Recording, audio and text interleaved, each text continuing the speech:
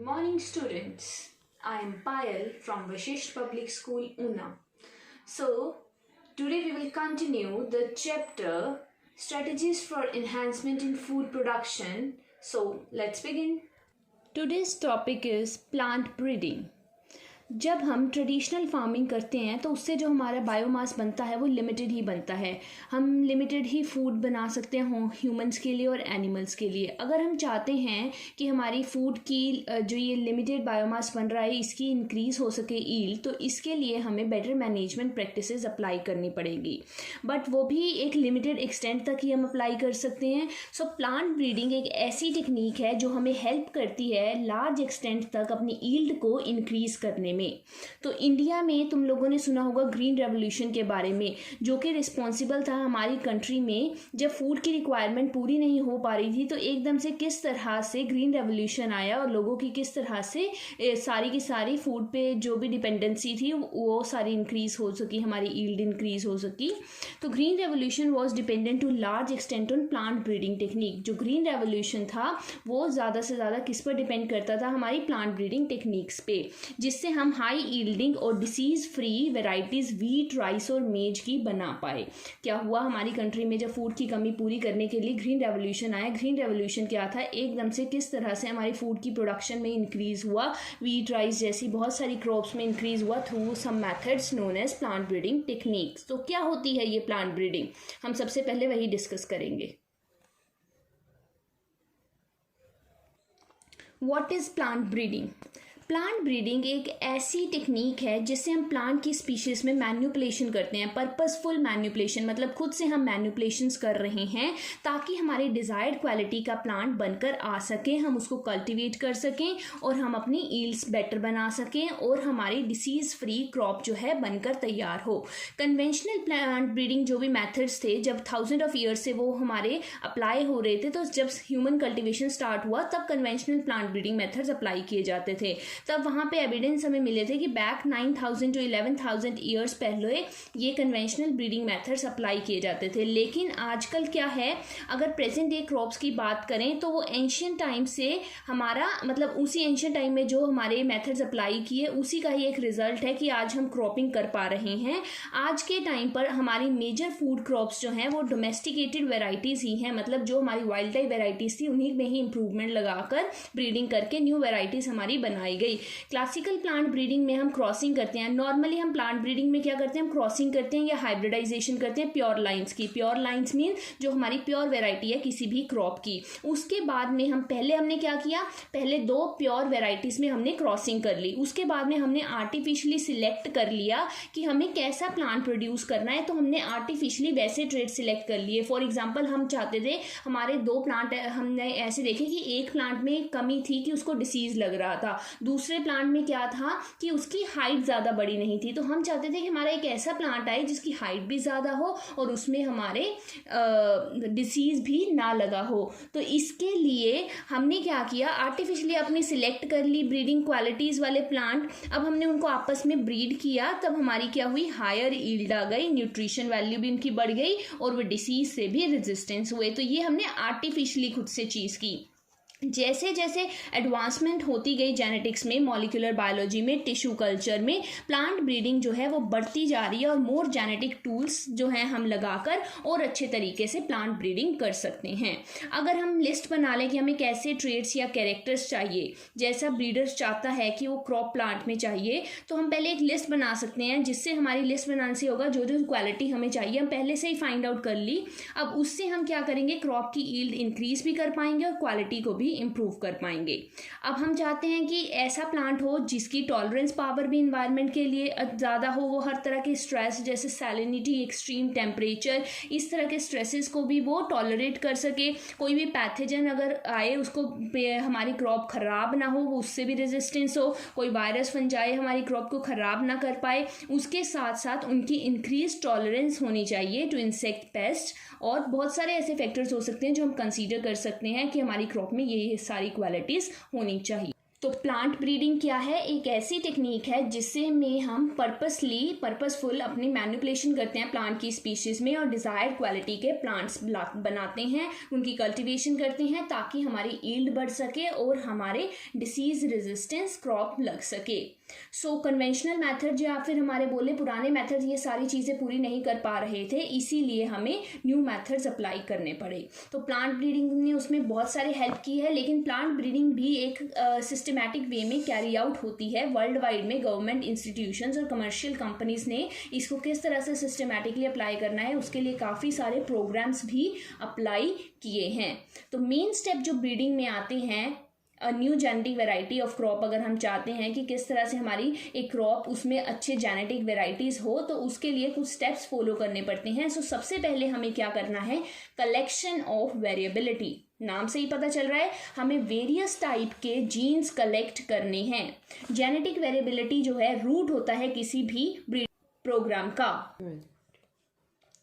तो सबसे पहले हमने क्या करने हैं? ब्रीडिंग प्रोग्राम के लिए ऐसी क्रॉप्स जो हैं सिलेक्ट करनी हैं जिसके पहले से ही कोई जीन्स वेरिएबिलिटी अवेलेबल हो। बहुत सारी क्रॉप्स ऐसी होती हैं जिनकी जेनेटिक वेरिएबिलिटी अवेलेबल होती है from wild relatives of the crop. मतलब पुराने ज़माने में जो हमारी क्रॉप थी, सबसे पहले जो एंशिएंट टाइम में चल रही थी, वो हमारी कौन सी हो गई? Wild type crop. अब हमने क्या करना है? वाइल्ड टाइप से आज के टाइम पर बहुत सारी न्यू वेराइटीज़ अवेलेबल है सेम क्रॉप की, तो हमने पहले से ही जो जेनेटिक वेरिएबिलिटी वाली वो क्रॉप के बहुत सारे जीन्स होंगे उनको हमने क्या कर लेना है? कलेक्ट कर लेना है। कलेक्शन करनी है, प्रिजर्वेशन करनी है for all the different wild varieties, species and relatives of the cultivated species. हमने सारी जितनी भी हमने कल्टिवेट की है आज तक स्पीशीज उस प्लांट की, किसी भी पर्टिकुलर प्लांट की या किसी पर्टिकुलर क्रॉप की, हमने उसके वाइल्ड वेराइटीज भी और न्यू वेराइटीज भी सब कलेक्ट कर लेनी है। उसके बाद में ये सबसे मेन स्टेप है, अगर हमारे पास जीन्स ही अवेलेबल नहीं होंगे तो हम ब्रीडिंग कैसे करेंगे? तो ये प्री रिक्विजिट है किसी भी क्रॉप को हमें लगाना है, उसके लिए हमें उसके जीन्स को पहले कलेक्ट करना पड़ेगा। नेचुरली जीन्स अवेलेबल होते हैं पॉपुलेशन में।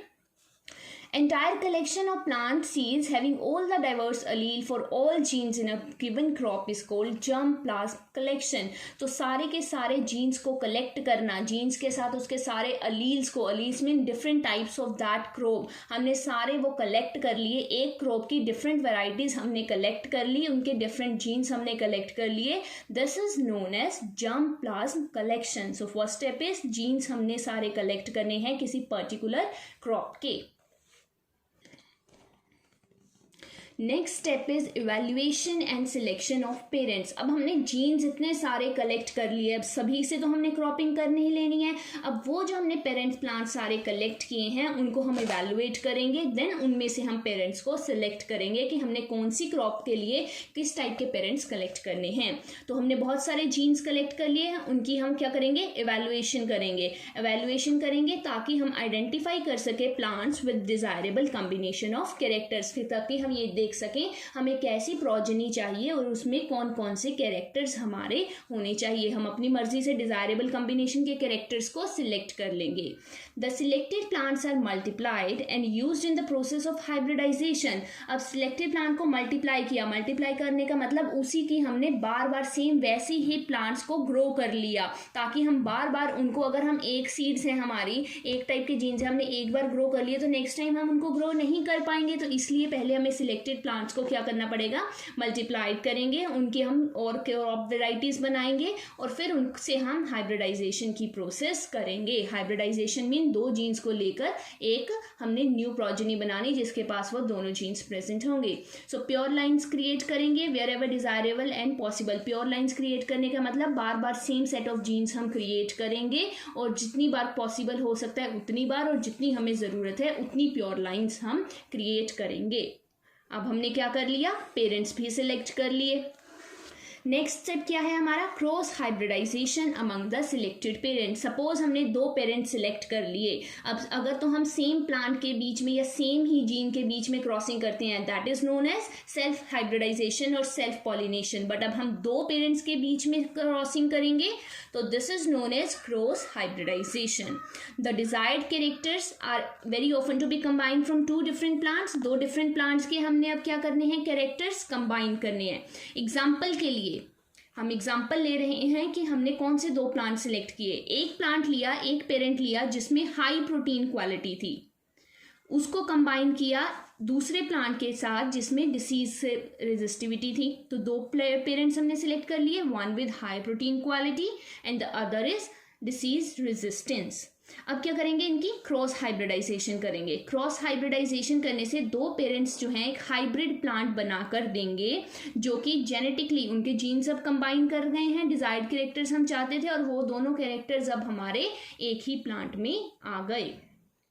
हमने 2 प्लांट सिलेक्ट किए, one with high protein quality and other is disease free. अब जब हम उन दोनों को क्रॉस करेंगे तो थर्ड प्लांट जो बनकर आएगा that will be of high protein quality and disease free. तो दोनों कॉम्बिनेशन आ गए एक ही प्लांट के अंदर। ये जो है बहुत टाइम कंज्यूमिंग प्रोसेस है, धीरे धीरे होती है प्रोसेस ये, क्योंकि पॉलन ग्रेन जो है डिजायरेबल प्लांट के चूज किए मेल पेरेंट के। अब पहले हमें क्या करना पड़ेगा, पॉलन ग्रेन्स उसकी कलेक्ट करनी पड़ेगी, देन उसको स्टिग्मा के ऊपर हमें प्लेस करना पड़ेगा फीमेल प्लांट जो हमने सिलेक्ट किया है। तो ये टाइम कंज्यूमिंग है ये सारी प्रोसेस होते होते। So it is not necessary कि हाइब्रिड जो है वो कंबाइन करे desirable character. Usually only 1 in few hundred of thousand crosses show the desirable combination. ये ज़रूरी नहीं होता है कि एक बार ही क्रॉसिंग करने से हमारा एग्जैक्ट रिजल्ट आ जाता है। हमें कई बार बहुत बार क्रॉसिंग करनी पड़ती है, देन जाकर हमारा फाइनल रिजल्ट आता है। मतलब 1000 क्रॉसेस करेंगे तो उनमें से कुछ 100 ही होंगे जो हमारे सक्सेसफुल होंगे। सबसे पहले हमने जीन्स कलेक्ट किए, देन उनमें से हमने पेरेंट्स सिलेक्ट किए। अब हमने क्रॉस हाइब्रिडाइजेशन करके अपनी प्रोजेनी भी बना ली। अब हमने क्या करना है कि जो हमारी प्रोजेनी आई है हम चेक करेंगे वो सुपीरियर रिकॉम्बिनेंट बना भी है या फिर हम फेल हो गए हैं। So selection and testing of superior recombinant, selection करेंगे एंड टेस्टिंग करेंगे सुपीरियर रिकॉम्बिनेंट्स की, जो रिकॉम्बिनेंट हमने बनाया।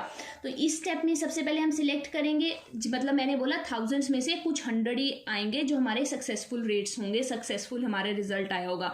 तो हमने अब सिलेक्ट करना है वो कौन से 100s हैं। तो हमने प्रोजेनीज की सिलेक्शन करनी है, हाइब्रिड्स की सिलेक्शन करनी है, वो प्लांट्स फिर हमने सिलेक्ट करने हैं जिनके पास डिजायर कॉम्बिनेशन हमारा गया है। तो सिलेक्शन प्रोसेस जो है बहुत ही क्रूशियल होती है। अगर हमने सिलेक्ट सही प्लांट नहीं किया तो हमारी प्रोसेस जो है वो सक्सेसफुल नहीं हो पाएगी। सो यही हमारा ऑब्जेक्टिव है किसी भी ब्रीडिंग प्रोग्राम का कि हम रिक्वायर करेंगे, हमें इसमें साइंटिफिकली इवैल्यूएट करना पड़ेगा। मतलब हम एज सच देखने से हमें नहीं पता चलेगा, साइंटिफिकली इवैल्यूएशन होगी प्रोजेनी की। इस स्टेप में हम क्या करेंगे, ऐसा प्लांट बनाएंगे ऐसा प्लांट हम सिलेक्ट करेंगे जिसके पास दोनों पेरेंट्स के सुपीरियर कॉम्बिनेशन आए हैं। मतलब जैसे कॉम्बिनेशन हम चाहते थे वो कॉम्बिनेशन आए हैं। तो ये सेल्फ पॉलिनेट, अगर ऐसा हमारा रिजल्ट आ गया तो मान लो हमारे पास प्रोजेनी प्लांट आ गया जो कि हमारा डिसीज फ्री भी है और हाई प्रोटीन क्वालिटी वाला भी है। तो अब हम क्या करेंगे, उस प्लांट को, उस प्रोजेनी को सेल्फ पॉलिनेशन कर लेंगे। सेल्फ पॉलिनेशन क्यों करेंगे, ताकि सेवरल जनरेशन तक हमारी वो वाले प्लांट्स जो हैं प्रिजर्व होकर रह सके, होमोजाइगोसिटी वाली स्टेट उनकी बनी रहे और वो कैरेक्टर्स अब सेग्रीगेट ना कर जाएं प्रोजेनी में। मीन्स ऐसा ना हो जब उनको हम दोबारा किसी के साथ क्रॉस पॉलिनेट करें तो उनमें से एक कैरेक्टर जो है लोस्ट हो जाए। तो हम चाहते हैं कि लोस्ट ना हो, इसलिए अब हम क्रॉस पॉलिनेशन नहीं करेंगे, हम उनकी सेल्फ पॉलिनेशन कर लेंगे ताकि हमारे कैरेक्टर्स जो हैं प्रिजर्व रहें। तो हमने अब सिलेक्ट कर लिया अपने सुपीरियर रिकॉम्बिनेंट्स। नेक्स्ट स्टेप क्या है, उनकी टेस्टिंग करना, उनको रिलीज करना एंड कमर्शलाइजेशन करना न्यू कल्टिवेटर्स को। अब हम क्या करेंगे, अगर हमारे प्लांट अच्छी क्वालिटी के बनकर आ गए हैं तो हमें इनको मार्केट में रिलीज भी करना पड़ेगा ताकि न्यू कल्टिवेटर्स जो हैं उसको आगे और उसकी सप्लाई हो सके और न्यू प्लांट वैसे बन सके। So next step is newly selected lines को अब हम इवैल्यूएट करेंगे कि अब हम क्या करेंगे, उनको ग्रो करके देखेंगे। जो प्रोजेनी, अगर हम किसी एरिया में उसको ग्रो करके देखेंगे तभी हमें पता चलेगा कि वो फर्दर ग्रो हो पा रहे हैं, हमारे सेम रिजल्ट्स दे रहे हैं या नहीं दे रहे हैं। तो सिलेक्टेड लाइंस को हम क्या करेंगे, इवैल्यूएट करेंगे। अब उनको देखेंगे agronomic traits of quality, means हम एग्रीकल्चर वैल्यूज की चेक करेंगे कि जगह जगह हम उसको क्वालिटी, उस ट्रेट को हम लगा रहे हैं, क्या वो सेम क्वालिटी हमारी दे पा रहा है, डिजीज रेजिस्टेंस है या फिर नहीं है। तो ये जो वैल्यूएशन है ये कैसे की जाती है, रिसर्च फील्ड्स में की जाती है। उनकी परफॉर्मेंस को रिकॉर्ड किया जाता है एंड फर्दर फर्टिलाइजर्स वगैरह एप्लीकेशंस उन पे अप्लाई की जाती है और देखा जाता है कि क्या ये अच्छी क्वालिटी के ट्रेट्स हैं या फिर नहीं है। प्रॉपर इरिगेशन हम वहां पे देते हैं, अदर क्रॉप मैनेजमेंट प्रैक्टिसेस हम अप्लाई करते हैं।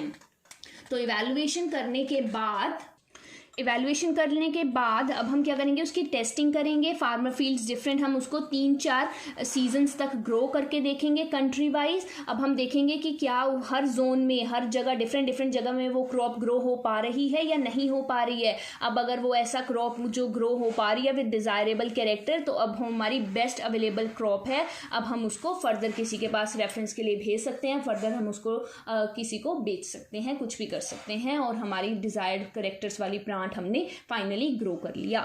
तो इंडिया जो है एक एग्रीकल्चर कंट्री है। एग्रीकल्चर जो है अकाउंट्स करता है हमारे इंडिया की जीडीपी जो है उसमें 33% एग्रीकल्चर का हाथ है वहाँ पर, और 62% ऑफ पॉपुलेशन जो है एम्प्लॉयमेंट का सोर्स भी हमारा एग्रीकल्चर ही है उनके लिए। इंडिया जो है उसकी इंडिपेंडेंस होने के बाद, मतलब जब इंडिया आज़ाद हुआ था, तो one of the main challenge country को यही फेस करना पड़ा था कि इनफ फूड नहीं था लोगों को। पॉपुलेशन बढ़ती जा रही थी लेकिन इनफ फूड नहीं था, उनके पास लिमिटेड लैंड ही थी कल्टीवेशन करने के लिए। तो इंडिया वालों ने अपनी ईल्ड को इंक्रीज़ किया, पर यूनिट एरिया अपने लैंड को बढ़ाया, वहाँ पे क्रॉपिंग करना स्टार्ट की। बहुत सारी new variety of wheat and rice उन्होंने ग्रो की 1960 में, और बहुत सारी उन्होंने प्लांट ब्रीडिंग टेक्निक्स अप्लाई की ताकि वो अपनी फूड प्रोडक्शन को बढ़ा सके। ये जो फेज आया था जिसमें उन्होंने अपनी फूड प्रोडक्शन को इंक्रीज किया था, this phase is known as green revolution. तो फिगर में तुम यहाँ देख सकते हो कि किस तरह से इंडिया में डिफरेंट वैरायटी ऑफ क्रॉप्स जो हैं लगाई गई। सोनालिका, सो ये कुछ हाइब्रिड क्रॉप्स हैं। ए फिगर है मेज, बी फिगर है वीट, एंड सी फिगर है गार्डन पीस।